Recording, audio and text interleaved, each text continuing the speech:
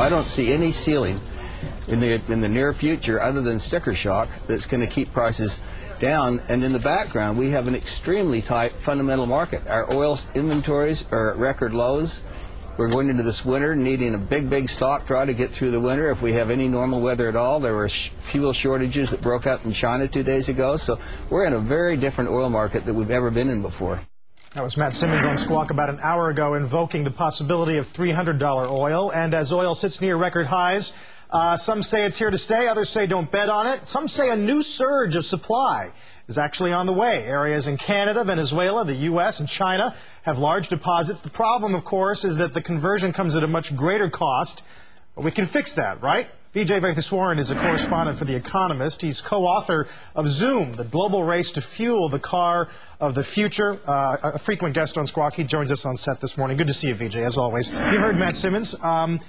We are worried about production. You see Exxon yesterday. Where's the next run going to come from? And you see this new wave of supply. Where's it going to come from and when? Sure. Well, the problem with oil is not scarcity. It's concentration. Now, 2/3 of the world's remaining conventional oil reserves, they're in the hands of just 5 countries, right? The Saudis have about a quarter. The 4 countries around them have another 10% each. Country whose interests do not necessarily lie with ours, right? First of all, there's a geopolitical problem with those countries, as we know.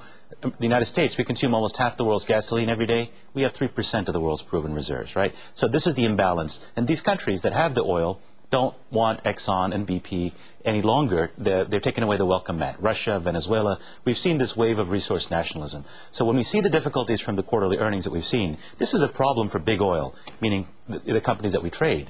This doesn't mean the world is short on oil. It means Saudi Aramco has got oil, and the Russian now nationalized oil sector, de facto, they've got oil. And so that's a different thing from saying what Matt Simmons' argument is, that the world itself is peaking. He's sure of it. He's sure of that 2 years ago that we peaked and that there's no turning back and this resource is going to be gone. Not true. I mean, look, if you take the theoretical perspective, look, there's only so many bones of crunched up dinosaurs left in the ground. This is not a renewable resource. We're going to peak someday, but whether that day was 2 years ago or 20 years or 50 years makes a huge difference. And my argument is there's no fundamental scarcity of stuff that can be made to gasoline, especially if we look to unconventional. Look to Canada, the tar sands. There's more energy in Alberta, Canada than in all of Saudi Arabia. Yeah, he said it was sour and it's expensive. And it's hard to make. You know what, you give me a price signal, I'll get you the gasoline. Now, it may not be a price we like, right? And that's why I say, you know, how far the peak, it depends on 2 things. The interplay of economics, meaning price signal, and future technological innovation.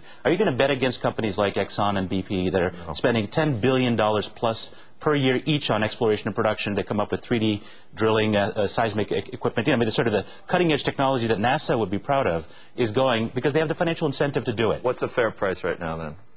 You know, right now, a lot of the talk is the jaw about war.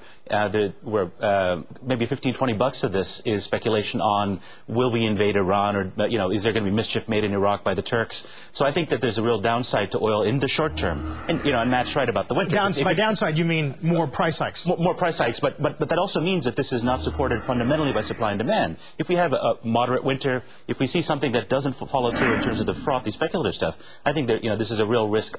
Markets go down also, is my point, especially when there isn't a fundamental medium-term scarcity of the commodity. It's hard to argue. I mean, people aren't making money necessarily in so many instruments, and they're turning to commodities, but there's so much to talk about in this issue, and we got to keep it tight today because of the jobs number. It's either different this time or it's not. It's that simple. Yeah. It's either different this time or it's not. You don't think it is? No, I think fundamentally, there's nothing new under the sun. Okay. I do think we're going to, longer term, the prospect, this is the argument I make in my book, oil doesn't have a bright prospect, but mainly because we're going to leave it in the ground because we get something better. Right. But that's a conversation for another.